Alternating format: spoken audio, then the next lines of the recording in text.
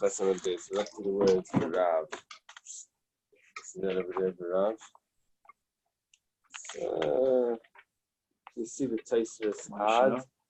It's Rav Maishna, yeah. It's like in that Taisvis Ad, the line starts with Rav. All right. Rabbi, my screen still says awaiting for some reason. Yeah, the discussion about an androgynous, Tumtum and androgynous. Someone that they're not sure if they're male or female. And a female would become tummy with the red liquid, a red fluid. And a male would become tummy with the white liquid. Let's say they both come out, red and white, from this person that we don't know if it's a male or female. So we gave we sort of like a middle halacha here. We said that you don't get sent out of the Ein chayav and aliyas hamikdash. You're not chayav to bring the carbon for coming in tamei to the Beis Hamikdash. However, you do burn the truma. We thought maybe we could bring a raya from a brisa. Maybe we could bring a raya from a brisa. We said no. From the brisa, there's no raya because the brisa follows an opinion of Rabbi Eliezer that what was Rabbi Eliezer's opinion? That you have to know specifically what it is. He brings a pasuk. It says "V'nela mimenu hasheretz v'nela mimenu." That it has to be. You have to know mamish where the thing came from, and that's an opinion. That's not the opinion of Rav. Rav had a pasuk that the pasuk says "Mizachar ad nekeva." That only if it's a definite male, a definite female, that's the one that has to bring the carbon. Ein chayav, right? Ein chayav and obvious. Here we go. Yeah, this was a statement of Rav Nachman in the name of Rav. Okay, so we asked like this: Rav,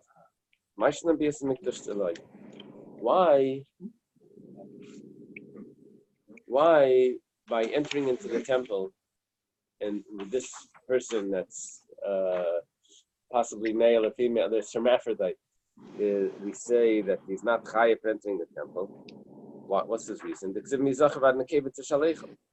it says male to female, you should send out.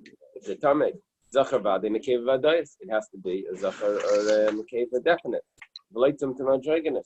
and not someone that's undetermined. If that's the case, Shumanami Leili Sarif, Truma,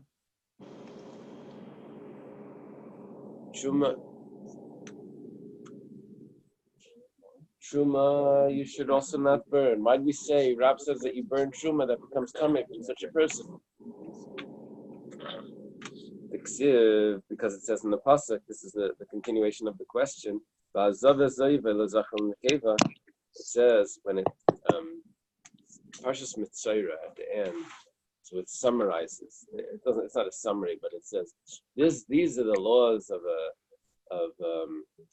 a man that's a zav or a woman that's a zava, and the pasuk says v'adava benidasa v'zava zayva lazachal nekeva. He uses the word zachar nekeva.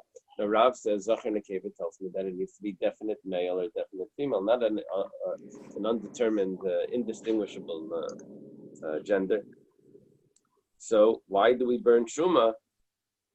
We should not burn the truma because it says it need to be zachar v'adei nekeva v'adayis v'leitim to androgynous.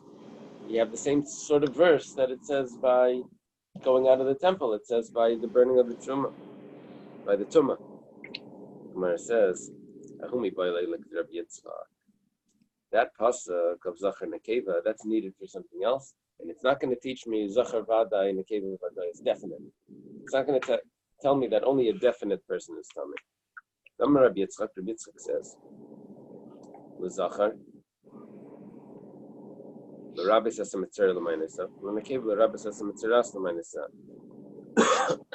We learned that a mitzvah is compared to a zav and a zava, that the fluids that come out of them are tamei, just like the fluids that come out of a zav are tamei. The fluids, the liquids that come out of a mitzvah are also tamei, and that's what we learn. Zachar nekeva is already being used. Gemara says, "Oh, so you're getting picky over here about which one is being used." And let me tell you that pasuk that Rabbi is using is also being used. Ainami mi bayalei. We also use that pasuk. The mishesh leitara b'mikvah. Prat l'klicheres to Rabbi Yosef. The pasuk that Rav used to tell me that you're not chayav on Beis Hamikdash was mizachav an nekeva tishalei. Now, Gemara says, but second, maybe that pasuk is already used up because there's a comparison, or rather a contrast, that who needs to be sent out of the Beis Hamikdash if they're tamei, and if they don't go out, they have to bring a korban. Because that's only something that could go to the mikveh, zachar and a keva that could go to the mikveh and bitar. However, a klicheres, an earthenware vessel that's tamei, does not go to the mikveh to become tar. You have to break it. That means that if there's an earthenware vessel in the Beis Hamikdash that's tamei, you don't have to bring it out of the Bais Hamikdash. It's allowed to stay there. It's surprising fiddush. But that's what Rabbi Yossi says. And he learns it because it says Zachar and Nekeva, which those are things, people, that can become pure in a mikvah and not a klicheres. So the Gemara says, no. We don't really need Zachar and Nekeva to tell me not a klicheres. For that we could have said, Im kei nichtav rachmana adam. If you say a man, then we know it's not a klicheres. It says, "V'chitei mikas rachman adam hava mina kli mateches like." If you would say Adam, then it would say only a man. And if there's a metal vessel in the temple, you don't have to take that out either. So it says no. That we call tamid lenefesh nafka. That we would know from another pasuk that it says anything that becomes tamid to a soul, which means to a corpse. And we know that a metal vessel becomes tamei just as the corpse. We would know that would need to be removed from the temple. So Zachar Nekeva Lamali. So if that's the case, so what is the Zachar Nekeva telling me? Let's look at the Rav. It's coming to teach me that it needs to be a Zachar Vade Nekeva. So as we thought that maybe Zachar Nekeva is being used for Rabbi Yossi's din about a klicheres. We said for Rabbi Yossi's din it would have said Adam. We said maybe that would exclude Klei Mateches, which is not what we want. We say no, for that we have resolved already because of Tamid Lenefesh. We're back to Zachar Nekeva's being extra. It teaches me what we wanted to do in the first place, which is only a definitive gender and not a Tumtum and androgynous. We mentioned Snechemet has longer essays on Tumtum and androgynous. And we have a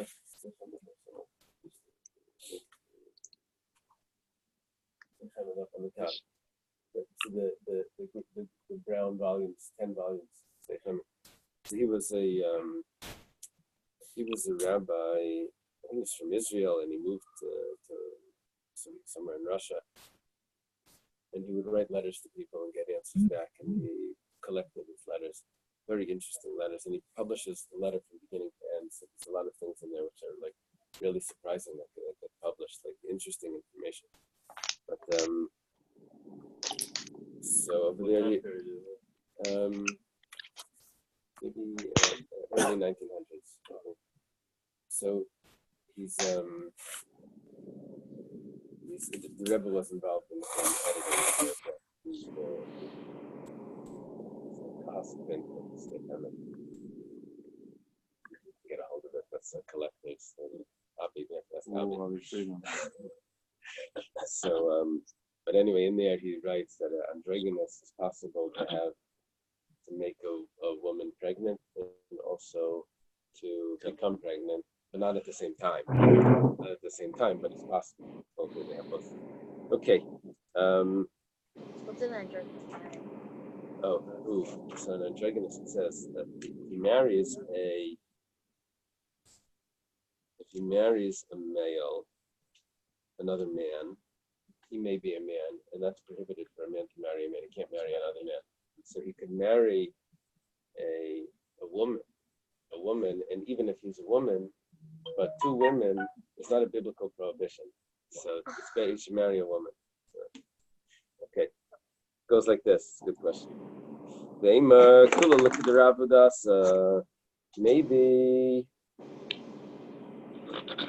we have to take away the limit of Rabbi Yossi. That we said that it's coming to exclude a klicheres, that a klicheres doesn't need to be removed from the temple. Maybe we're using L'Zachar Nekeva to tell me that. And now we don't have anything extra for Rabbi Yossi to learn this difference about a klicheres, or earthenware vessel in the temple. What's that? From male until female? That is ad kol davar she'esin tara b'mikvah. That's ad is telling me anything that could be purified in a mikvah, which excludes a klicheres. Yihachi. If so, he itmi b'shar tumas leili shalfa. If you just excluded an androgynous, let's say an androgynous becomes tamei, not with a flow of red or a flow of white liquid. Let's say it becomes tamei because they touched the sheret. So who has to be sent out of the Bais Hamikdash? Zachar v'adai nekev v'adai. Let's say the androgynous. We've been saying if an androgynous sees a red fluid or a white fluid, white fluid, so they're not going to become tamei. But you're ignoring the pasuk that says that it's only a male and female that need to be sent out, and even if it's not the male fluids or the woman's fluid that would make it tamei, it's the male and female. So therefore, even if he touched the sherets, he shouldn't be sent out of the Bais Hamikdash. Amarkra, the pasuk says, this is an answer. What is our issue here is only if he becomes tamei from what comes from a zachar, not if he touches a sheret. Another Gemara asks, every time it says male and female, it's coming. That the reason why it says that is to exclude a tumtum and androgynous. But Gabi Erchin, when it comes to Erchin, which is when someone donates money to the temple, and he donates the value of a person based on their age. So it depends if it's a male or female. Right. Yeah. As they get older, the females, the value doesn't decrease like the males, right? You learned the whole Gemara. So I seem to remember. Erchin. You hear for Erchin? Yeah. So the Ksiv, as it says, Hazachar, Britannia, was taught in the Braisa. Hazachar, what is Hazachar telling us? Relate Tumtum and Androgynous. And not a Tumtum and Androgynous. Okay, so far so good. But Yachala Yeberach Ish, Abi Yeberach Isha. Maybe Hazachar just tells me not a Tumtum and Androgynous gets the value of a male. And maybe you give them the value of the female. Talmud Hazachar, the Imnekeva. Zachar Vada Nekeva does. Now we're learning that the Hey of Zachar and the Im of Nekeva is teaching me not a Tumtum and Androgynous, not these undistinguishable genders. Now, time the Ksiv HaZachar Im Nekeva. From Zachar Nekeva, Loi Memaya. The Zachar and Nekeva itself would not have excluded a Tumtum and Androgynous. It's only from the extra words. The Gemara says no. Over there, I needed Zachar Nekeva. Hahumi boile lachalik ben erachish le'erachisha. But there, the Zachar Nekeva is actually not extra, because over there we needed to distinguish between a male value and a female value. A woman, the value of a man, the value of a woman. So it needed to say Zachar Nekeva anyway, because it wants to. There's a big difference if you're dedicating to the temple the value of a male or the value of a female. So it has to say Zachar Nekeva. So by Yerachin, the only thing that it would exclude, what could I use to exclude a Tumtum and Androgynous? Those are extra letters. But Zachar Nekeva itself is necessary. But by sending out of the Machane or anything else, it doesn't need to say Zachar Nekeva, because you don't have that difference between Zachar Nekeva, a value or something. It says Zachar Nekeva to tell me that it needs to be Vada. Definitely.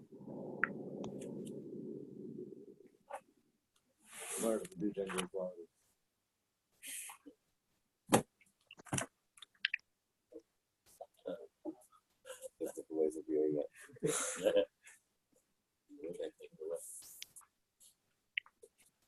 Yatsa Mechutzach and Mesuris.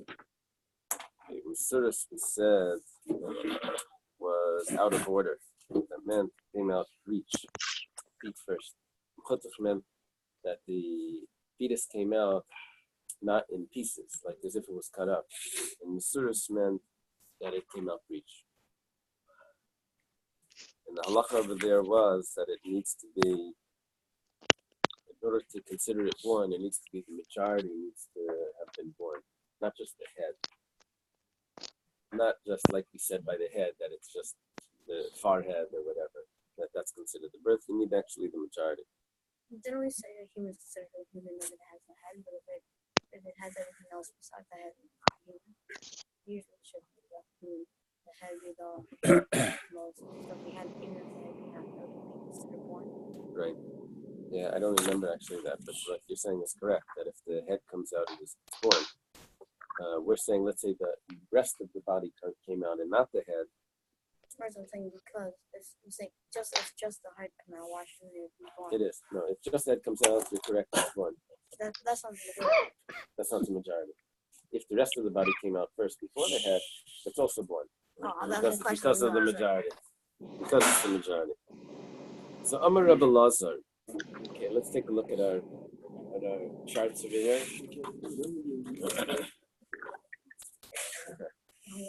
Here we have Rabbi Lazar, then Kedas, and he's going to argue with Rabbi Yochanan. Rabbi Lazar and Rabbi Yochanan, they were chavrusas. See that? Rabbi Lazar, ben Kedas, and Rabbi Yochanan. So we're holding. It's not a maybe first generation considered, but really in Eretz Yisrael you had a generation earlier of Amiran. You had Rabbi Chanina Bar Chama and Rabbi Yanai, Rabbi Ishia. Okay. Rabbi Lazar says, Amar Rabbi Lazar Afilo Reish Iman.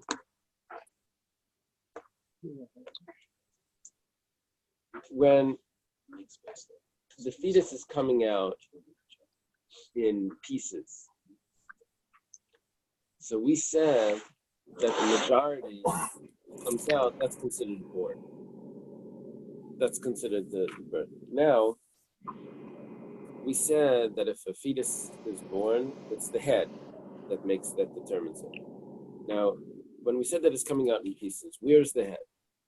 So is it still go after the majority, even if the head is there? In other words, even if the head came out, it's still not considered born until you have the majority because it's coming out in pieces? Or do you say that no, if you have the head, then that would be, the head would be born. But here we're not dealing with the head because it's coming out in pieces. The head is not there. So Rabbi Lazar holds that it's not considered born if the head comes out until you have the majority because it's coming out in pieces. Rabbi Yochanan says no. When did we say that you need majority? That's without the head there. But if the head is there, then that's considered born. I hear some Hasidus thinking going on. Okay. Let's say that this machlekes Rabbi Lazar and Rabbi Yochanan involves the halacha of Shmuel. Amar Shmuel, Ein Reish Paiter b'Nefalim. The head does not consider it born if it's a miscarriage. When do we say that the head makes it considered the birth? The head coming out is the birth. That's only if it's a viable child or a viable offspring. But if it's a miscarriage, then the head doesn't affect that. You need to have the majority. That's the din of Shmuel. I want to just point out that Shmuel is not saying exactly what Rabbi Lazar is saying. It's close. head is not the whole body. You have a whole body for what? For what purpose? Well, when she's going to be tamei, when the house is tamei, when it starts, if it's shkia, all of that. If she was in the mikveh when it came out and she's converting, we have, so there's differences when exactly is, and it's not for the birth certificate, but that didn't matter. Maybe for bar mitzvah. Actually, as it relates to this case, the tumor comes from the blood, not from the comes from the knife. Well, she becomes tamei. There's a different sort of tumor. There's tumas leida, and there's tumas nidda, whatever. Right. But let's say the house being tamei. The house isn't tamei until there's a corpse in the house. Right. Okay, while she's walking around with a stillborn or whatever, the house isn't tamei. It's called tumas basic story. Okay, so I'm just saying that Shmuel is talking about a miscarriage. Rabbi Elazar is talking about not just a miscarriage, a step further than a miscarriage. It's coming out in pieces. And he's saying that we don't look at the head. Shmuel also says we don't look at the head. The head is not the determining source. Masurus is going to be like a wild card. It's going to mess things up a little bit. We'll see. Right now we're talking about Mechata. Shalem, when the body is complete, the Kuli Alma Pligi, then everyone would agree. What does it mean everyone would agree that it's considered birth? Ki Pligi b'mechotach. Where's the machlekes when it's coming out in pieces, like cut up is the word. Only in a whole body would the head make a difference, but when it's cut up, not. Other one says when it's cut up, the head also is determining, and that would be Rabbi Yomi. There's a lishna achrina here in the parentheses. You don't have to learn, and it just comes out. Tavaya lesla d'shmuel. Okay, ikad demasnila was skip the parentheses. Ikad demasnila, that's what they told us in the Shiva. But even if it comes out, let's just say only one limb comes out. The whole limb is the Tama. Ooh, that's a good point. If you have basagidim atzamah, if you have the right.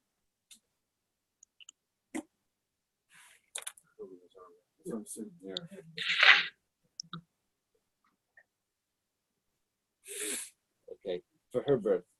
Yeah. So then for her birth. Yeah. Don't need the whole body to come out. No, but for her birth, for her, when to count the tumas leida, when the 33 days count and the 7:14. Right. You'll see before about the issue about the right. house. You're right. So Rabbi Nassan's pointing out that if it would be in a full limb, that would be tamei in the house as well. You're right.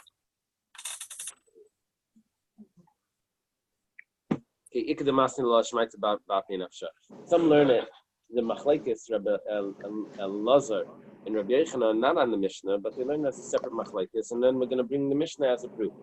It goes like this: Amar Rabbi Elazar ein reish karei v'varim. The head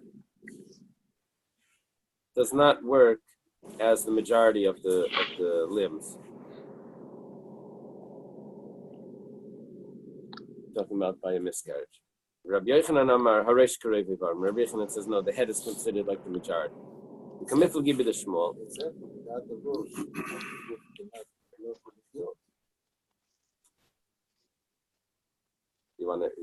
you asking like the Blazer of Yechon? I'm not asking, I'm just saying logically.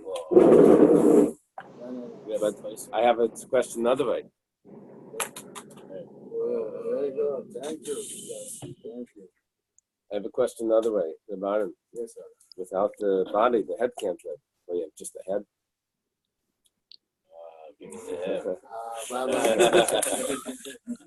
House always wins. When they say this head is in the Olympics, jumps in the water, it falls straight to the bottom. So what were you in the swimming Olympic? What were you thinking? How were you supposed to swim? You're just the head. He says, no, I trained myself to swim with my ears, but someone put a shower cap on me. Okay. All right.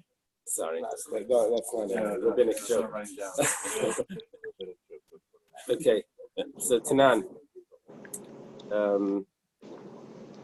Now we have to prove this from our Mishnah. You see, we're going back to the Mishnah. Yotzim mechutach ha'mesuris.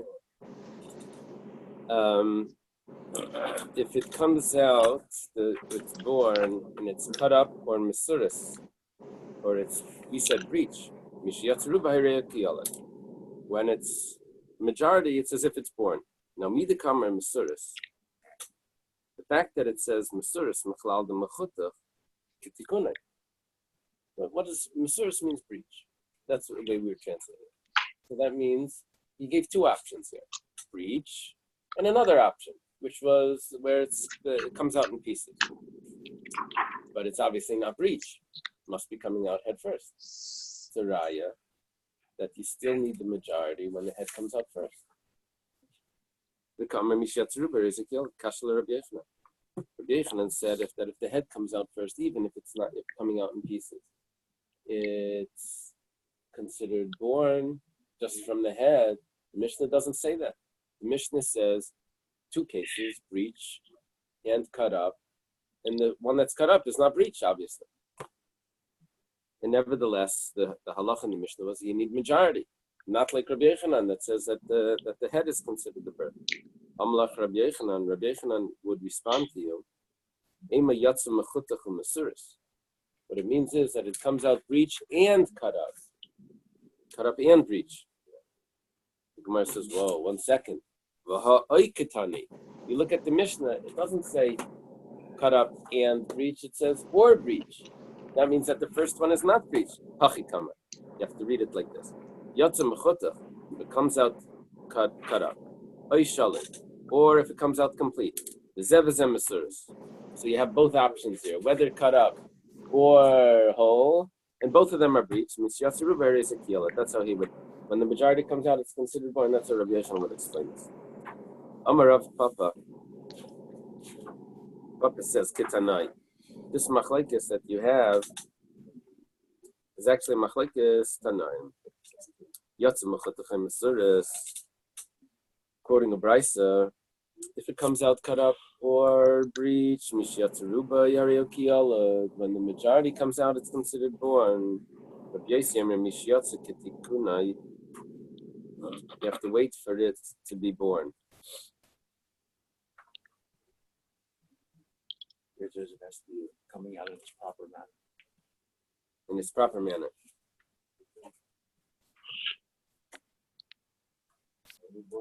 So, does it mean that you can use the majority? At what point in the proper manner is it born?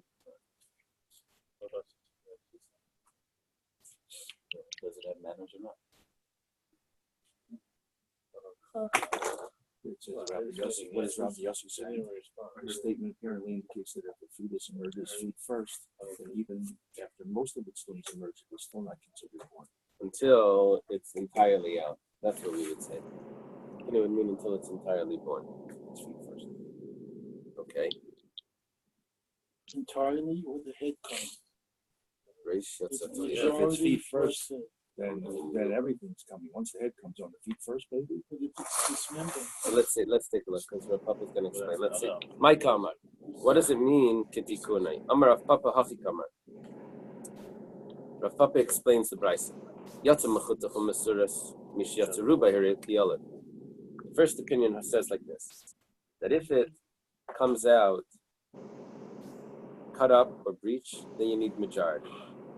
But if it comes out, let me say that again. If it comes out cut up and breach, then you need the majority. But if it comes out head first, then the head would, if it comes out just the head, and then the rest comes out cut up later. Just the head comes out, it's already considered born, and the rest is just the rest of the, cleaning out, whatever. Right. So that would be the first opinion. And which opinion is that? That's Rabbi Yochanan's opinion. Is that acceptable? Rabbi Yochanan says, Reishi Mayim, the Reish is Paita. Rabbi Yosi, I remember Mishiyatsu Rubai Kitikunai. Rabbi Yosi says that you need both. You need Raiv and head first. But what happens if it's feet first? Then it would need to be entirely out. So does this explain that it's machlekes Tanaim? Rabbi Elazar holds that you need Raiv. Okay. Rabbi Elazar holds you need Raiv, and Rabbi Yochanan says the head is good enough. Maskefla Rav Zvid. Rav Zvid has a question. Mechlal, this implies to be Masuras, if it's breach, Rubai Nami like Paiter. The Raiv is also not gonna help. Why? Because he says you need Kitikunai, Rubai and Tikunai. Only by head first does it help Raiv. But the other way, it needs to be entirely born. Rav Zvid is asking, what about Raiv? But we say that the majority is considered like the whole thing everywhere in Torah. Elam Rav Zvid, rather Rav Zvid says Hachikamar. You have to read it like this. Yatzim, the question is based on the way that we just interpreted Rav Yoshi's Kitikunai. He says you have to read it differently. Yatzim Mechutachim Masuras. If it comes out cut up and breech, then majority would make it considered born. Hakitikunai, but if it comes out head first, a reish paita, that's the first opinion. Rabbi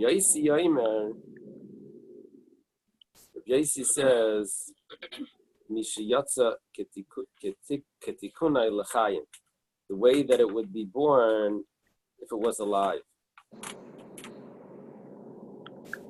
That means that the head would actually pop it. But if it would be alive, in other words, we thought that Rabbi Yosi meant ketikunai meant that it needed to be entirely born.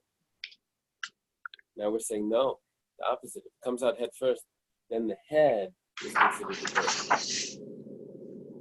And the first opinion held that the head will also be considered the birth. So we lose our ketanaya now.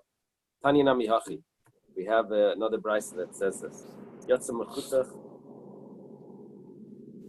Does it say oimasuras or just what is it? Does it drop the oi? What is doing the translation? Merges in pieces and reversed. It drops the oi. It comes out mechutach and masuras, cut up and breach. Mishiyatzeru b'herei, so the majority makes it born. Haketi konai areish baita. But if it comes out the proper way, then the head is considered the birth. Rabbi Yosi says if it comes out the way that it would come out when it's alive, what would that be?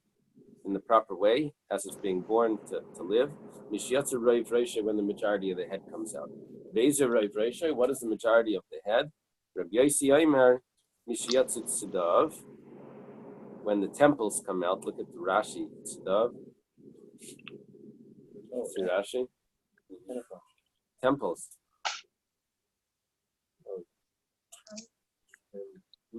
Old French, it's just like the English. Temples. This is temple. Right? Yeah, here so far Tzadav. Tzadav is temples. We say Tzadav is the temples. I'm just saying that in French it's temples also. Old French. Abachan mishum Rabbi Shua mishiyatz padachtay. Abachanan, in the name of Rabbi Yeshua, says the forehead. And V'yesha mishir karnei reisha.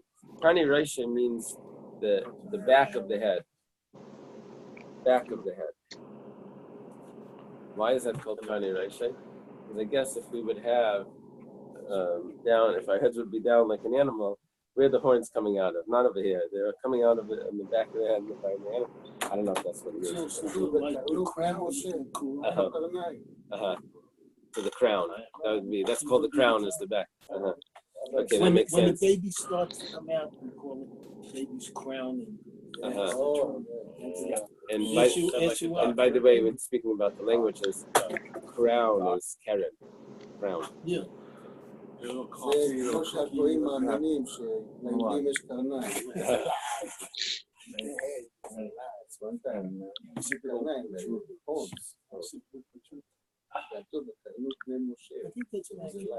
translate that. Occipital is where the part that's associated with the eyes, right? Well, it says the occipital protuberance is where it protrudes, where it comes out. So it says one of the projections comes out above the neck. Oh.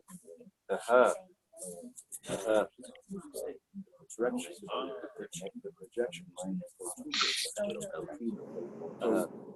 That's the top of the spine, correct? That projects that with the filling. Yes, exactly. Okay. Wait, so what was this final comment about temple? I just said that Rashi says he translates Zav as temples, and that's just the English word, temple.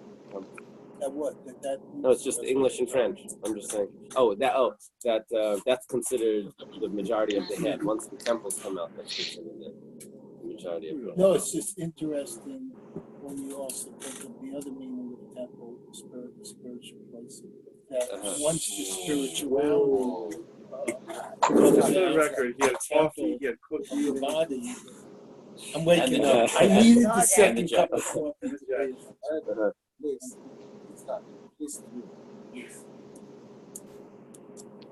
I'm a pelis. If a woman has a miscarriage, they need to do a mahu, but we don't know what it was. Teishiv l'zachar in the cave. She has to keep the days of impurity for a male and for a female. Let's say you throw in another variable there. We don't know if it was even an offspring or not. We don't know if it was a male or female. We don't know if she gave birth. Then you have to say that maybe there's also Nidda there. Or maybe we take away the make tayar. And if she sees blood afterwards, she's a Nidda. Okay. Amar Rabbi Yeshua ben Levi. Yeshua ben Levi says, Yeshua ben Levi is on the bottom of our Tanoim chart. He's already on Amira. Yeshua ben Levi says, see that down there? Very famous Amira. We have him even in Pirkei Avos. Avra nar v'pila. We had this Gemara before, actually. If a woman is going over a river, Bascal, Eily Labrius. The Gemara Baba Kama tells us he was an expert in Agadika. Is he the one that encountered Mashiach? Yeah. Levi, Eliyahu Navi. He says 6 times. No, he said he was the one that said Hayayim. Eliyahu Navi told him Hayayim. He's coming today. So yeah. So Avra Nar, I think that was it. Avra Nar v'pila maybe a carbon Menachem. If they went over a river, she went over a river, and she had a miscarriage, fell into the river. We don't know what it was. So she brings a carbon, but not only that, the carbon is eaten. Knows it's a totally valid carbon. Why? Because you follow majority of the women, and if a woman gives birth, it's probably a regular vlad. That's considered a birth.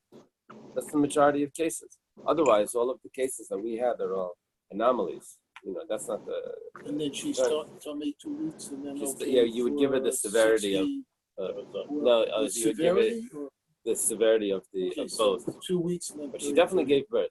She has to bring a carbon. Tanan. If we don't know if she gave birth to a child, we don't know what it was. So then, could be she's in Nidda as well.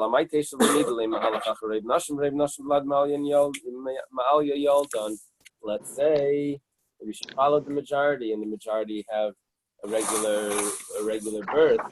Why is she in Nidda? She has the exemption of Nidda. She has the Meitayar. She has all of that. My answer is our Mishnah, where we say that we have to suspect that she's a Nidda, because we never knew that she was pregnant. That makes a difference. Rabbi ben Levi is talking about when she was pregnant, so she gave birth. If we don't know if she was pregnant and something comes out, then we say, maybe it wasn't an offspring. It fell right into the river. Maybe it wasn't really a birth. My grandmother had this story. It must have been in Rhode Island or something about a woman that was very unhealthy, very heavy and unhealthy. And she goes to the hospital because of pains. Some pains, they don't know what it is. Anyway, they told her she was in labor. She didn't know she was pregnant the whole thing. So I it's had happened an before. emergency Oh, really? with a 13-year-old girl Oh, who came in with no, came in with short. I was an intern.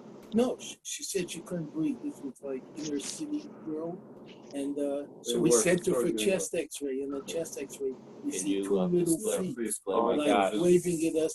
We sent her over the OB. She delivered a full-time baby. wow. Oh wow. Thank you, doctor. Thank you, doctor. Yeah. Thank you. Crazy. Tashma. Thank you much, doctor. No, but you see that it could happen. You see that it could happen. This is the Gemara. B'shleichos Cobra. No one knew. Okay, Tashma, come in here. Behemish Yatzimalayo Barikanis. Now we're going to B'chayres. A woman that, not a woman. Sorry. Let's go back to B'chayres. An animal that was pregnant, and it comes back and it's not pregnant anymore. So it must have given birth, right? So now it has another child. A child afterwards is a B'char Misafik. But it must have had a first child. It was pregnant. This one should be, there's B'char and Pashat. B'char is the firstborn, and Pashat is all the later offspring. This should be a Pashat. Amaravina Mishum Dekalamema Reiv Behemis Yelda is Davar Apaitim in B'chayra. Most animals that are giving birth would give birth to something that would exempt the following birth from being a B'char. But there is a minority, oldest ever Shena Paitim in B'chayra. We had all those strange cases that possibly it gave birth to air or something, B'chala Yolda is Mitanfes. How does it translate Mitanfes? Soils.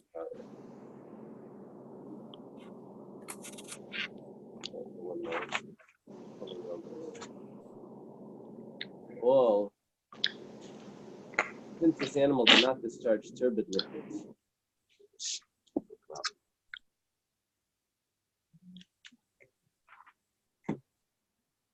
one day before giving birth, they have some I guess like the water's breaking or something. It's metanfus, means to get soiled before they give birth. So because we have other factors here that are disturbing, that are ruining why we should follow the road. We have there was no tinfa, there was no of these liquids, these fluids that come out before the birth. So we say that this woman, we're not going, this animal, I'm sorry, is not going to be a sure. We're not going to follow the road. But 1 second, it should be a real b'char if it didn't have all those other characteristics of a birth. Not that all of them are metanif. Roiv are metanif. Roiv have those fluids. This one doesn't have it, so the roiv is ruined. Ki asa Ravin Amar. When Ravin came, he said, Masav Rabbi Yossi Bar Chanina Taya. Rabbi Yossi Bar Chanina asked a question on Rabbi Shua ben Levi from a Bais regarding Taya. And I don't know what the question is. The Gemara says, Mahi, what really is the question? We're going to figure it out. Ravin doesn't know what it is, but the Gemara is going to try to figure it out. No, that we didn't say. Titania was starting in the Bais. Now, when they told you that Nidda is a hard Masechta, they weren't referring to this Gemara exactly. There's one that's a little harder. Goes like this. Isha, we'll stop in middle. We'll avoid some of the difficulties. Isha Shiatzas Malaya. It's a woman that was pregnant, and she went out of the city or whatever. She comes back and she's not pregnant anymore. She gave birth. Something happened. She gave birth. Well, but what did she give birth to? We don't know. We don't know anything. We just know she was pregnant. Now she's not. Now, since she came back, she's returned. 3 weeks go by where she doesn't see any blood. But then after those 3 weeks, she has 10 weeks that are echad tami v'echad tar. Those 10 weeks go by. So far, there's 13 weeks here. 3 of them are perfectly tar. Then there's 10 weeks, where the first of the 10 weeks is tame, Second one is tar, and then it goes again, tummy tar, tummy tar, tummy tar. So that goes on. So it's 5 intervals, tummy and 5 tar. So what does this woman do? When is she going to be allowed to be with her husband? Because if she's seeing blood, she can't be with her husband. We also don't know. The problem here is that we don't know what she gave birth to. She could have been a male, could have been a female, could have been nothing. So, right, is not nothing. That's it. So, but nevertheless, okay. So let's see. Mishameshes or shleishim v'chamish. On the 35th day, she can. 35th, the night before the 35th, the 34th by night, she's able to be with her husband. But she has to go to the mikveh 95 times, divrei Beis Shammai, because Beis Shammai holds that tefillah b'shaita mitzvah, that it's a mitzvah to go to the mikveh on the appropriate time of going to the mikveh. Now, this woman, her calendar is totally messed up, so she has to go to the mikveh almost every night. What would be? It's 13 weeks, 13 times 7. What is that? 91. 91.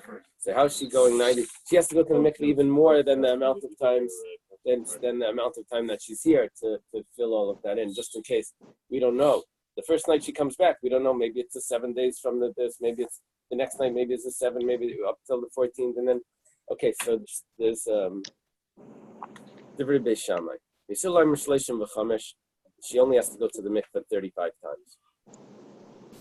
Rabbi Yossi, 35 times or going back? no, I'm not talking about like that. Talking about 35 nights. Yeah, we're talking about whatever the mikveh. period of time. We're talking about the mikveh fee. Right. 95 time mikveh fees. Swiping the card if they have a card. I don't know if they have a card. Or 35 times. They have one. Yeah. Rabbi Yossi Bar Yehuda says, or Rabbi Yehuda says, we don't say tefillah b'zman mitzvah. She just has to go to the mikveh at the end. That's it once. Or before she's with her husband, she's going to have to go. But that would be enough. And then again at the end. Okay, let's take a look at this Gemara. The first week, we understand why she can't be with her husband.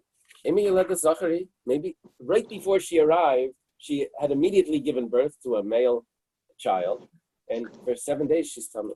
Shvur Sheni, she can't be with her husband. Maybe she gave birth to a female child right before she came. 2 weeks she's tummy, she can't be with her husband those 2 weeks. Shvur Shlishi, the third week.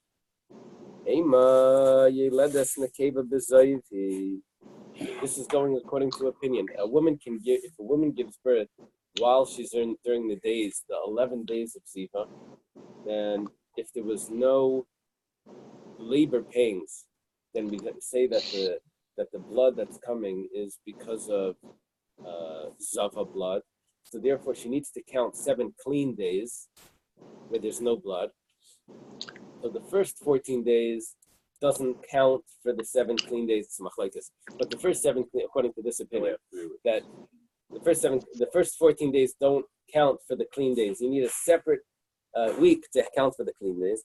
But what about the 4th week? The 4th week is already the first of the 10 weeks that is on off. Even though she's seeing blood, but the shamish, the dam taru, that should be dam tar. It's because she gave birth, right? She was pregnant, she gave birth. Is it not that we follow the majority and it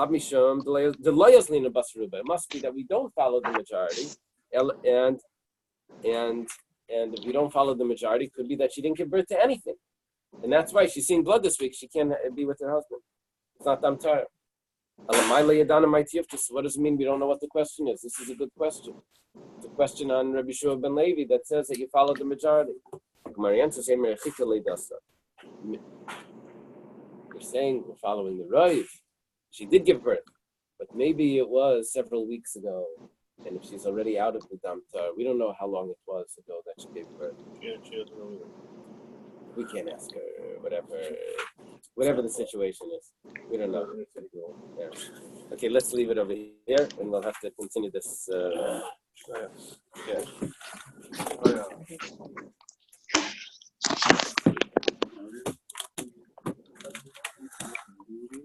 Okay. Good day, Daniel. Oh, good day. Papa, you like